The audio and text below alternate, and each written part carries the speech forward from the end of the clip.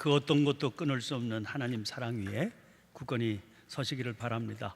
귀한 시온 찬양대 앙상블 귀한 찬양 감사합니다. 늘 수고하는 EDL 찬양단에게도 치아의 말씀을 드립니다. 오늘은 존 웨슬리 목사님 회심 279주년 기념주일입니다.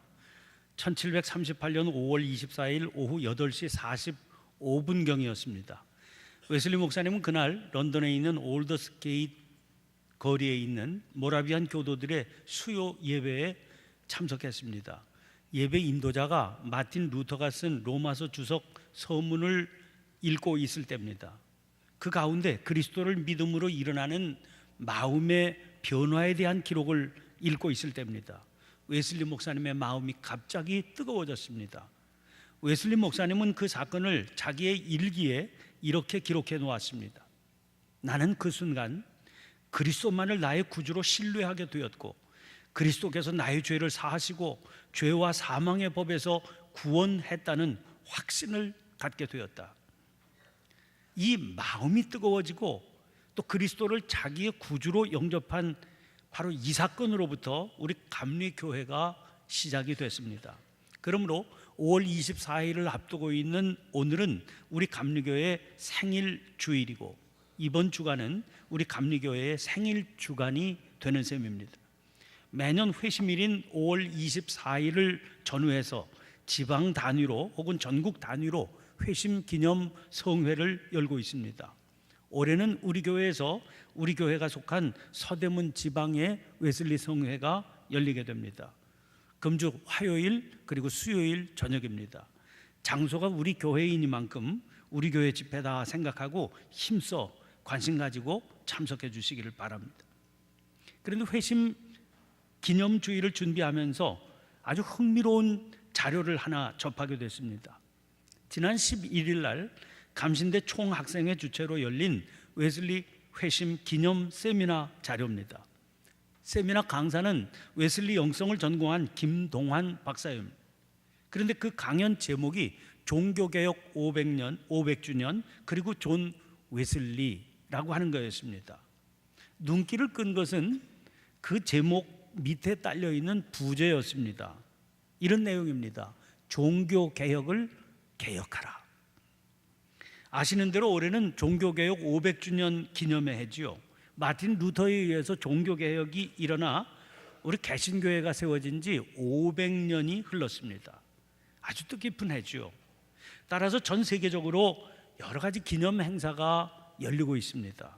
그런데 우리 한국 교회의 분위기는 상당히 저조하고 침울합니다. 오늘 우리의 모습을 냉정하게 바라보면서 이래서는 안 된다, 반성이 일어나야 된다, 이런 마음들이 강하기 때문입니다. 또 마땅히 그래야 된다고 누구나 여길 만큼 오늘 한국의 개신교회는 많은 문제를 안고 있는 것이 사실입니다. 그런데 그런 반성 중에 하나가 신학적인 반성입니다. 여러 해 전에 호서대 명예교수인 임태수 박사가 제2 종교개혁연구소 이런 기관을 세웠습니다. 소위 첫 번째 500년 전의 종교개혁 말고 두 번째 종교개혁을 해야 된다, 그런 운동을 전개하기 위해서입니다.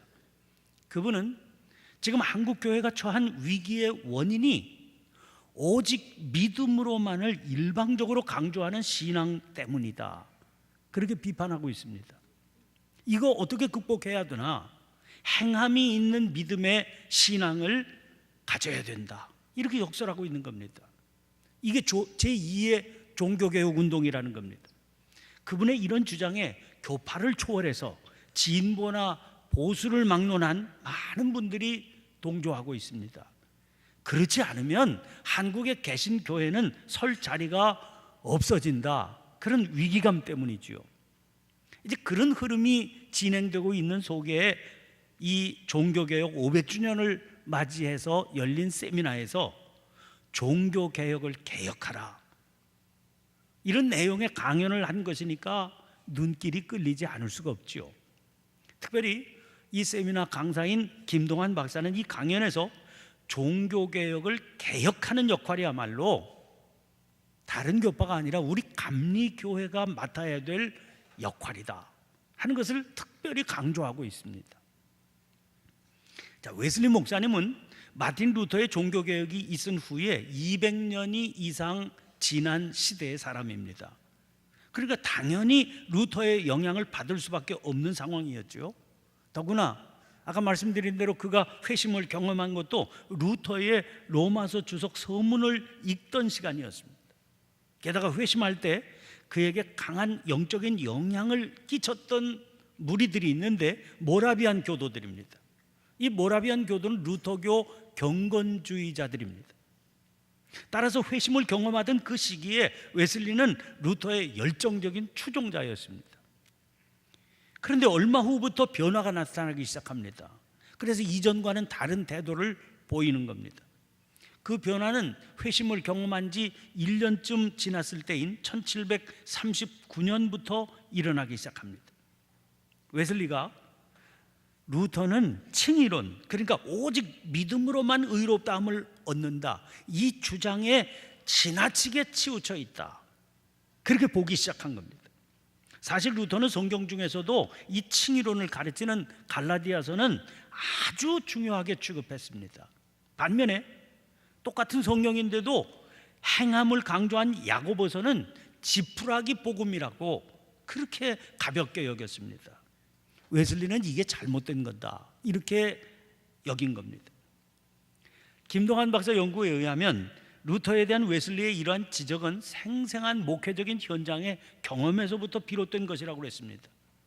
웨슬리가 초기에 자기에게 영향을 준 모라비안 교도들과 결별을 했는데 중요한 이유가 있었습니다.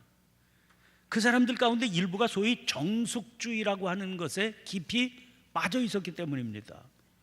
웨슬리는 그 잘못을 지적해서 돌이키기 위해서 설득하고 애를 썼는데, 그러나 도무지 말을 듣지 않았을 뿐만 아니라 오히려 자기들의 주장을 확대시키려고 노력했기 때문이죠. 그래서 결별할 수밖에 없었던 겁니다. 이 정숙주의는 두 가지 주장을 펼칩니다. 하나는 신비주의고 다른 하나는 율법 폐기론입니다. 이들이 주장하는 신비주의란 우리는 어떤 외적인 수단에도 의지할 필요가 없이 직접 하나님께 나아갈 수 있다, 그런 주장입니다. 그러므로 우리가 은혜 받기 위해서 따라야 하는 그 어떤 외적인 것도 다 인위적이고 불필요한 것이므로 버려야 되는 율법이라고 하는 겁니다.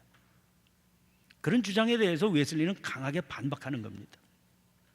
그러나 웨슬리 목사님은 결코 마틴 루터를 과소평가한 건 아닙니다. 오히려 성숙한 판단을 하고 있다고 봐야 됩니다.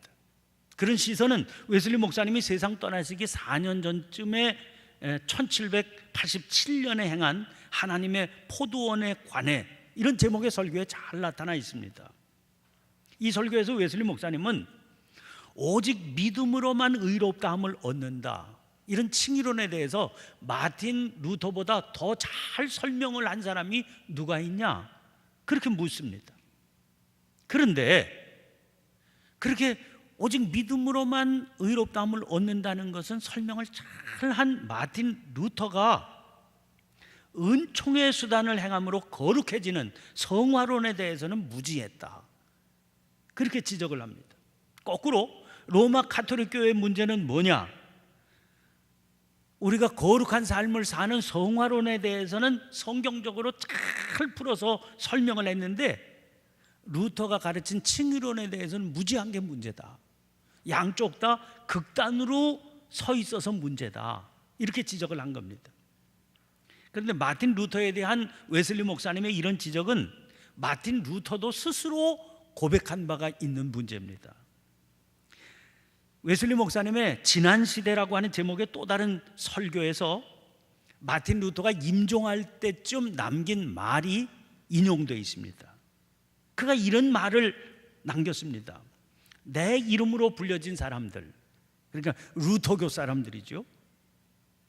루터는 그들이 오직 주의 이름으로 불려지기를 바랐는데 루터파 사람으로 불려졌다, 이렇게 아쉬워합니다. 아무튼 그 사람들이 자기들의 견해와 예배 형식들을 개혁하기는 했으되 그들의 성품과 삶은 이전과 다를 바가 없습니다, 이렇게 아쉬워했습니다. 이게 무슨 말입니까?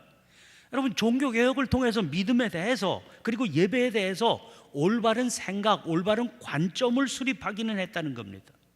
그러나 문제는 그 올바른 관점에 합당한 삶의 열매가 발견되지는 못했다는 겁니다. 그러니까 마틴 루터 스스로 자기의 전 생애를 걸쳐서 이룩한 종교개혁의 한계가 있다, 그렇게 토로하고 있는 겁니다. 그러면 그 한계는 어디에서 기인된 거겠습니까? 웨슬리 목사님이 지적합니다. 그 이유가 성화에 대한 무지와 혼돈 때문이다, 그렇게 지적하고 있는 겁니다. 이게 마틴 루터의 한계라는 거예요. 그의 후계자들 역시 마찬가지로 여기에서 벗어나지 못했습니다.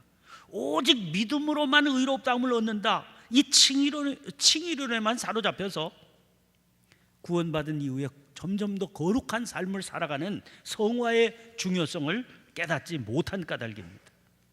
종교개혁 200년이 지난 웨슬리 목사님 당시의 개신교회도 이런 경향에서 벗어나지 못하고 있었습니다. 그런데 그런 시대의 한복판에서 웨슬리 목사님은 이런 문제를 정확히 꿰뚫어보고 있었던 것이지요.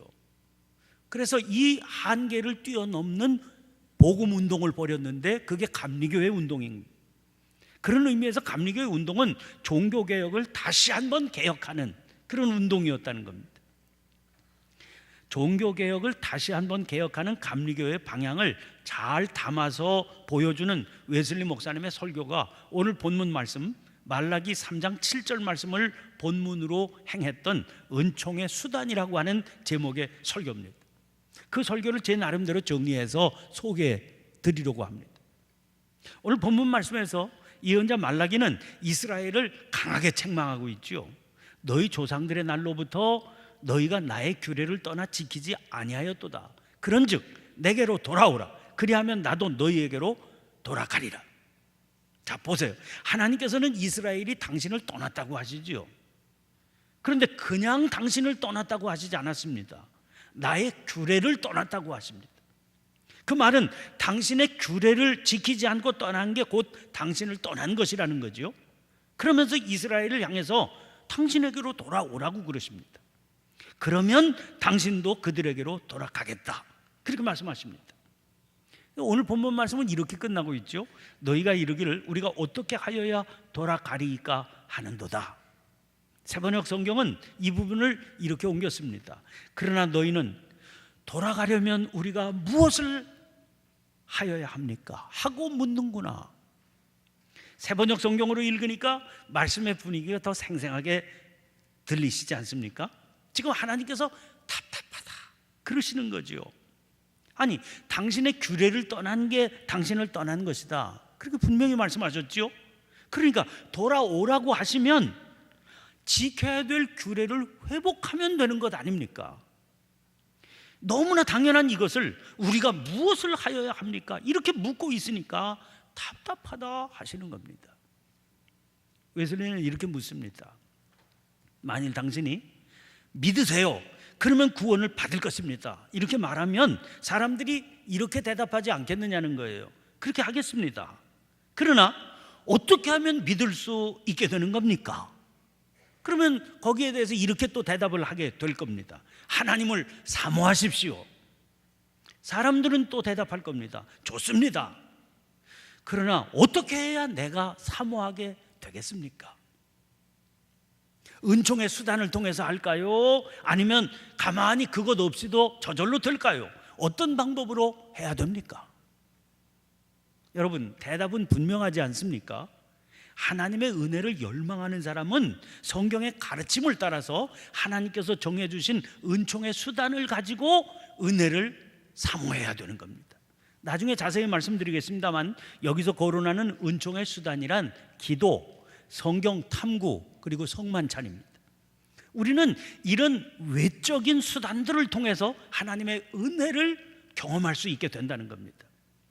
그런데 문제는 이런 은총의 수단이 필요하다고 인정하는 사람들까지도 그 수단을 그릇되게 사용할 때가 있다는 겁니다. 두 가지 잘못된 형태 때문입니다. 하나는 오용하는 겁니다. 여러분, 수단은 그야말로 수단일 뿐입니다. 근데 그걸 목적으로 잘못 알고 사용하는 겁니다. 믿음 생활이란 하나님의 형상을 따라 마음을 새롭게 하는 건데 수단을 목적으로 합니다. 그러면 믿음 생활을 외적인 행위 자체로 착각하는 그런 잘못을 저지르게 되는 겁니다. 기도하니까, 성경 읽으니까 신앙생활 하는 걸로 착각하는 겁니다. 그걸 통해서 마음이 새로워져야 되는 겁니다. 이렇게 되면 은총의 수단은 은총이 아닌 저주를 가져다 주게 될 겁니다. 또 다른 잘못은 은총의 수단을 경시하는 잘못입니다. 내면이 중요하다, 이걸 강조하기 위해서 외적인 수단을 경시하는 거지요. 이런 생각에 빠진 사람들은 예배는 신령과 진정으로 드리는 거 아니냐, 그런 주장을 펼치면서 이렇게 순서를 따라 무슨 격식을 갖춰서 드리는 외면적인 형식의 예배는 다 헛된 거다, 이렇게 주장하는 겁니다. 어떻게 보면 굉장히 설득력을 지닌 것처럼 들리지요. 그러나 이런 주장을 극단적으로 밀고 나가게 되면 은총의 수단 자체를 무시하는 심각한 위험을 초래하게 되는 거죠. 그런 의미에서 은총의 수단이 참된 수단이 되는 게 중요합니다. 그렇게 되려면 뭐가 필요하겠습니까? 은총의 수단이 추구하는 건 궁극적으로는 믿음이거든요. 다시 말해서 은총의 수단을 통해서 우리는 믿음을 가져야 되는 거예요. 믿음을 가지기 위해서 은총의 수단이 필요한 거죠. 이 목적에서 이탈하게 되면 다 헛것이 되고 마는 겁니다. 아무리 거룩한 수단이라도 하나님의 영에서 분리되어 있으면 전혀 유익이 없습니다. 오히려 해가 될 뿐입니다. 또 하나, 은총의 수단은 외적인 행위입니다. 그러므로 거기에는 반드시 하나님의 역사가 있어야 되는 겁니다. 그 자체에 무슨 힘이나 능력이 있는 게 아니다 하는 사실을 잊어서는 안 됩니다. 기도의 말들, 성경의 문자들, 성찬의 떡과 포도주, 그 자체에는 아무런 능력도 없는 겁니다. 이 모든 걸 의미 있게 만드시는 분은 오직 한 분, 하나님밖에 없습니다. 모든 은혜는 하나님으로부터 나오는 겁니다. 하나님께서 함께 하실 때 기도가 은총을 가져다 주고, 하나님께서 함께 하실 때 성경의 문자는 하나님의 음성이 되는 겁니다. 하나님께서 함께 하실 때 떡과 포도주는 피와 그리고 살이 되는 거죠. 하나님께서 하실 때 그 모든 수단들은 말 그대로 은총을 가져다 주는 수단이 될 수 있는 겁니다. 또 하나, 은총의 수단이 우리의 죄를 씻어주는 게 아니라는 겁니다. 죄인이 하나님과 화목을 이루어서 의롭게 되는 것은 오직 한 길, 예수 그리스도의 피를 통해서만 이루어질 수 있습니다. 다른 물은 없습니다. 오직 그리스도를 믿음으로 그분의 피의 공로를 통해서만 가능합니다. 그럼에도 불구하고 은총의 수단을 열심히 사용하면서 자기들은 이미 그 은총의 수단을 사용하고 있기 때문에 그리스도인이다, 그리스도의 피와 관계없이, 이렇게 착각하는 사람들이 있을 수 있습니다. 은총의 수단을 열심히 동원해서 열심히 내가 기도하고 있으니까 나는 그리스도인이다, 성경을 열심히 읽고 있으니까 나는 그리스도인이다, 이렇게 착각을 할 수 있다는 거죠. 또 은총의 수단을 통해서 언젠가는 나는 거룩해지게 될 거다. 왜? 열심히 기도하고 있으니까. 그리스도의 피는 믿지 않으면서도 그렇게 착각에 빠질 수 있다는 겁니다. 이렇게 은총의 수단에 그 은총의 수단 자체를 의지하면 안 되는 겁니다. 구원은 하나님께서 주시는 선물이거든요. 우리가 죄에서 구원받아 하나님의 형상을 회복하게 되는 것은 우리 자신의 공적이나 가치 때문이 아닙니다. 그게 아무리 기도라 할지라도, 그게 아무리 성경을 깊이 탐색하는 것이라도 그렇습니다. 값없이 주시는 하나님의 은혜, 아들을 통해서 주시는 공로를 통해 하나님께서 주신 순수한 사랑만 우리의 죄를 씻어줄 수 있습니다. 은총의 수단은 우리가 하나님을 갈망하는 길이요 통로입니다. 그것은 성경을 통해서 우리에게 분명히 전해진 것들입니다. 아까 말씀드린 대로 구체적으로 기도, 성경 탐색, 그리고 성찬이다, 그렇게 말씀드렸죠. 우선 기도를 생각해 보세요. 산상수훈에서 주님은 참된 믿음에 대해서 가르치신 후에 곧 이어서 이런 말씀 주십니다. 마태복음 7장 7절 8절입니다. 구하라, 그러면 너희에게 주실 것이요, 찾으라, 그리하면 찾아낼 것이요, 문을 두드리, 그리하면 너희에게 열릴 것이니 구하는 이마다 받을 것이요 찾는 이는 찾아낼 것이요 두드리는 이에게는 열릴 것이니라. 주님은 하나님의 은총을 마태복음 13장 6절에서 극히 값진 진주로 비유하십니다. 이 진주를 어떻게 찾습니까? 열심히 구하고 찾고 두드리는 일을 계속해야 된다는 겁니다. 거기 이어지는 7장 9절부터 11절 말씀 보세요. 너희 중에 누가 아들이 떡을 달라 하는데 돌을 주며 생선을 달라 하는데 뱀을 줄 사람이 있겠느냐? 너희가 악한 자라도 좋은 것으로 자식에게 줄 줄 알거든 하물며 하늘에 계신 너희 아버지께서 구하는 자에게 좋은 것으로 주시지 않겠느냐? 끈질기게 구하면 다른 것 구하는 게 아닙니다. 하나님의 은총을 구하는 겁니다. 그러면 하나님은 반드시 은총을 베푸십니다. 무엇보다 성령을 부어주십니다. 낙심하지 않고 기도하면 하나님께서 반드시 들어주신다는 거예요. 또 다른 은총의 수단이 성경 탐색입니다. 디모데후서 3장 15절부터 17절까지의 말씀 그대로입니다. 성경은 능히 너로 하여금 그리스도 예수 안에 있는 믿음으로 말미암아 구원에 이르는 지혜가 있게 하느니라. 모든 성경은 하나님의 감동으로 된 것으로 교훈과 책망과 바르게 함과 의로 교육하기에 유익하니 이는 하나님의 사람으로 온전하게 하며 모든 선한 일을 행할 능력을 갖추게 하려 함이라. 하나님의 사람으로 모든 선한 일을 하게 하는 능력을 갖추어 주신다는 겁니다. 성경은 이미 하나님의 자녀가 된 이들에게도 물론 필요하고 아직 어두움 가운데 있는 이들에게도 유익한 겁니다. 그러므로 어두움 속에서 마음속에 빛이 비추어지기를 바라는 모든 이들은 성경을 열심히 탐구해야 되는 겁니다. 또 다른 은총의 수단은 성만찬입니다. 하나님의 은혜가 더해지기를 기대하며 사모하는 사람은 주님께서 친히 제정해 주신 성만찬에 참여해야 됩니다. 이것은 하나님과 천사들과 사람들 앞에서 주님의 죽으심을 공개적으로 기념하는 겁니다.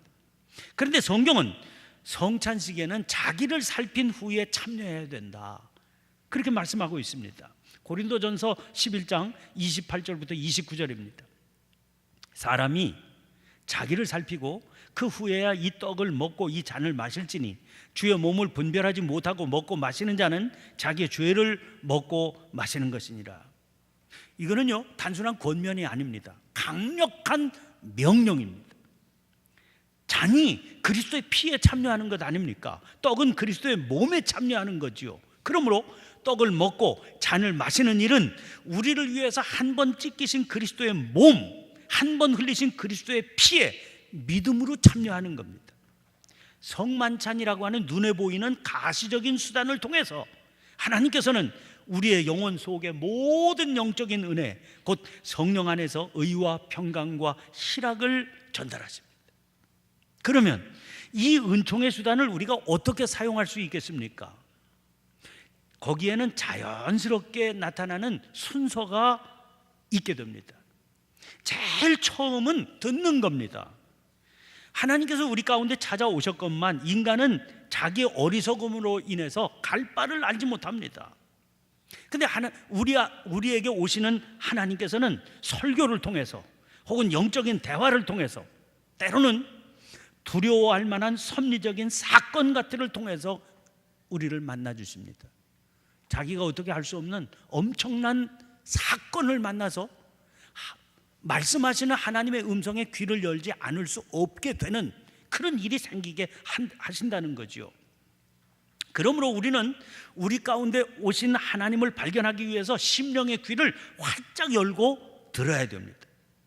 여러분, 진심으로 자기 심령에 들려오는 하나님의 음성을 듣게 되면 자연스럽게 무슨 일이 일어나겠습니까? 깜짝 놀라게 되죠. 그러면 지금 내가 들은 그 음성이 그게 사실인가 아닌가를 확인하고 싶어지게 되죠.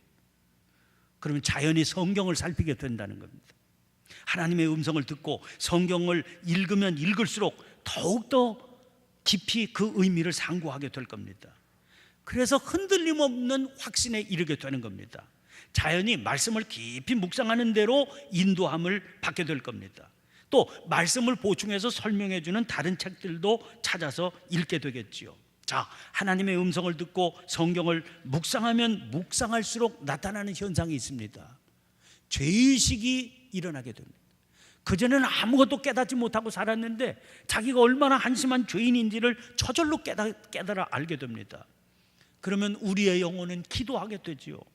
두려움과 부끄러움 때문에 뭘 말할지 모르는 단계라서 말로 다 할 수 없는 신음으로라도 하나님께 마음을 쏟아놓게 되는 겁니다. 자, 하나님의 음성을 듣고 성경을 살피기 시작한 영혼은 깊은 묵상에 이르게 되고 또 부르짖어 기도하게 됩니다. 이 기도에 이르게 된 사람은 성찬을 주목하게 되는 겁니다. 그는 자기 스스로를 돌아보게 되겠죠. 그때 그의 안에는 갈등과 내적인 투쟁이 벌어지게 됩니다. 주님의 살과 피를 앞에 놓고 자기가 그 식탁에 나아갈 수 있는 합당한 존재가 되지 못한다는 사실을 막 철감하게 깨닫게 되는 겁니다. 이런 내적인 갈등과 투쟁을 뚫고 그 성찬 앞으로 나가려면 뭐가 필요합니까? 믿음이 필요하죠. 하나님의 사랑, 하나님의 약속하신 은혜를 의지하는 그 믿음이 있어야만 마침내 주님의 성찬 앞으로 나올 수 있게 되는 겁니다. 그때 우리는 주님의 선언을 듣게 되는 겁니다. 내 믿음이 너를 구원하였으니 평안히 가라. 사랑하는 성도 여러분, 믿음의 삶을 산다는 건 이런 과정을 계속해 나가는 겁니다.